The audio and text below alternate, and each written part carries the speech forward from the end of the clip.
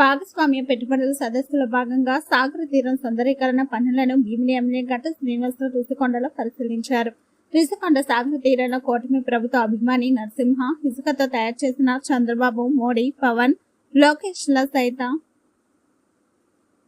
సైకత శిల్పాలను గంటా పరిశీలించి అతనిని అభినందించారు. ఈ సందర్భంగా గంటా మాట్లాడుతూ ఐటీ కంపెనీలకు భీమిలి నియోజకవర్గం వేదిక కావడం ఆనందదాయకమన్నారు. భీమిలికి రానున్న మొత్తం 6 కంపెనీలలో భాగస్వామ్య పెట్టుబడుల సదస్సుకు ముందే 4 ఐటీ కంపెనీలకు భూమి పూజలు జరిగిన విషయం గుర్తు చేశారు. గత ప్రభుత్వ విధానాల వల్ల రాష్ట్రం విడిచి వెళ్లిపోయిన ఐటీ కంపెనీలను తిరిగి తీసుకువస్తున్న ఘనత కూటమి ప్రభుత్వానిదే అన్నారు.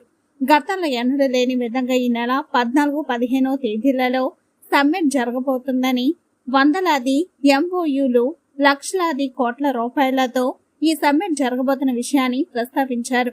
ఇప్పుడు అందరి చూపు విశాఖపైనే ఉందని, సమ్మిట్ లో ఎలాంటి కంపెనీలు రాబోతున్నాయని అందరూ ఆసక్తిగా ఎదురు చూస్తున్నారని అన్నారు. 2014 to 19లో జరిగే సమ్మిట్ కు భిన్నంగా ఈ సమ్మిట్ జరగబోతుందని, రాహేజా లాంటి కంపెనీలు ఈ రోజు శంకుస్థాపన చేయనున్నట్లు తెలిపారు. గూగుల్ సీఈఓ లాంటి వారే విశాఖ ఘనత కోసం మాట్లాడడం ఆనందం కలిగించిందన్నారు.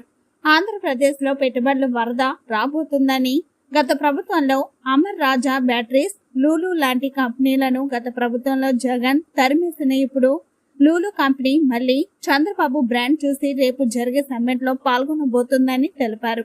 గత ప్రభుత్వంలో ఆంధ్రప్రదేశ్ ను చూసి పారిశ్రామికవేత్తలు పారిపోతే విధంగా ఉండేదన్నారు. లోకేష్ ఈ రోజు చేయబోయే 6 ఫౌండేషన్లు అన్ని కూడా భీమిలి నియోజకవర్గం, మధురవాడ, ఎండాడలో జరగనున్నాయి. తమ నియోజకవర్గం ఇవి ఏర్పాటు కావడంతో సంతోషం వ్యక్తం చేశారు.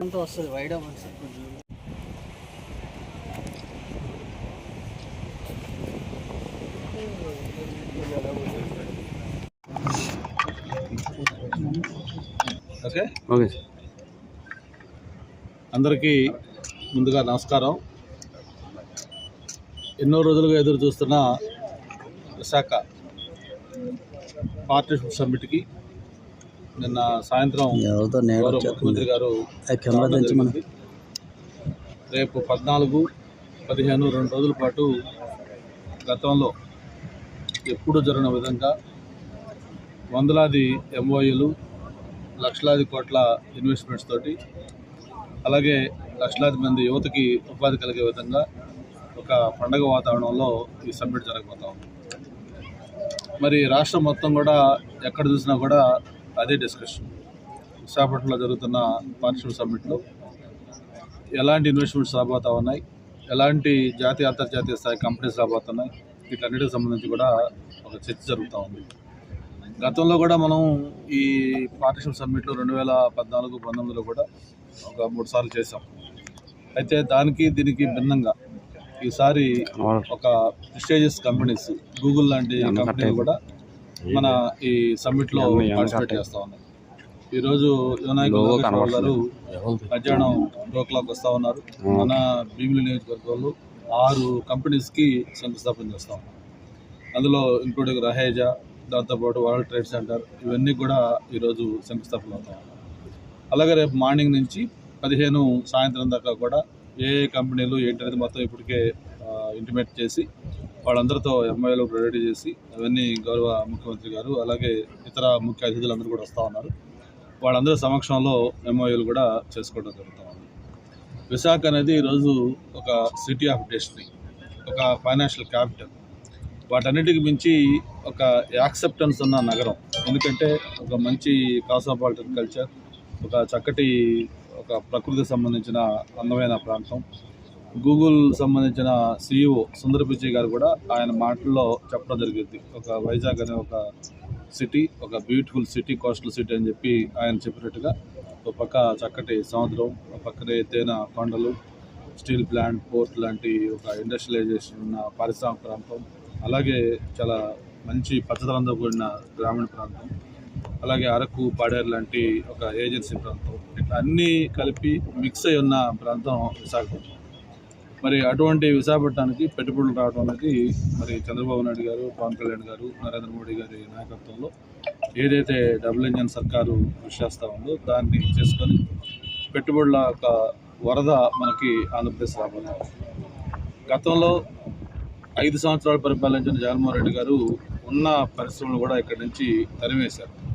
అంటే మన అమరాజా బ్యాటరీస్ కావచ్చు, అలాగే లూలు కావచ్చు, ఇవే ఏ అయితే ఆ రోజు పరిపాలన చేస్తున్న ముఖ్య వ్యక్తి ఒక యాటిట్యూడ్ తోటి ఇక్కడి నుంచి పరిశ్రమలు కూడా పారిపోయాయి.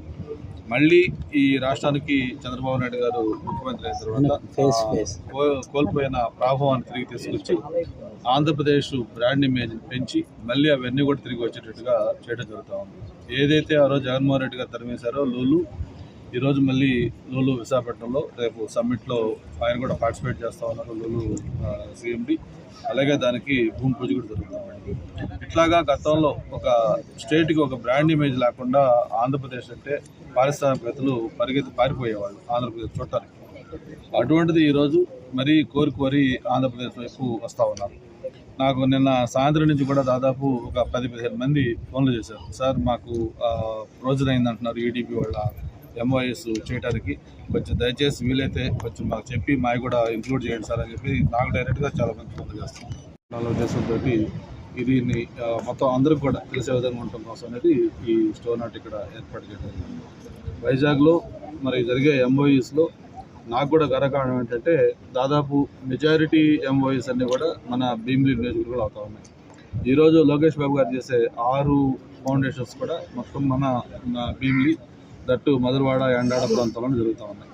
ఇంకా రేపు జరిగే వాటిల్లో కూడా గూగుల్ కానీ లేకపోతే మిగతా ఇతర ఎంఓఈస్ కూడా మెజారిటీ మనకే వస్తూ ఉన్నాయి. నేను గతంలో చెప్పినట్టుగా భీమిలి అనేది స్టేట్లోనే ఒక హ్యాపెనింగ్ కాన్స్టిట్యున్సీగా ఉంటాం. అందుకు ఎమ్మెల్యేగా నేను ఉంటాం కూడా సంతోషం అని చెప్పి తెలియజేసుకుంటూ మరి రేపు జరిగే సమ్మిట్ని విజయవంతం చేయాలని చెప్పి మరొకసారి అందరినీ కోరుకుంటాం.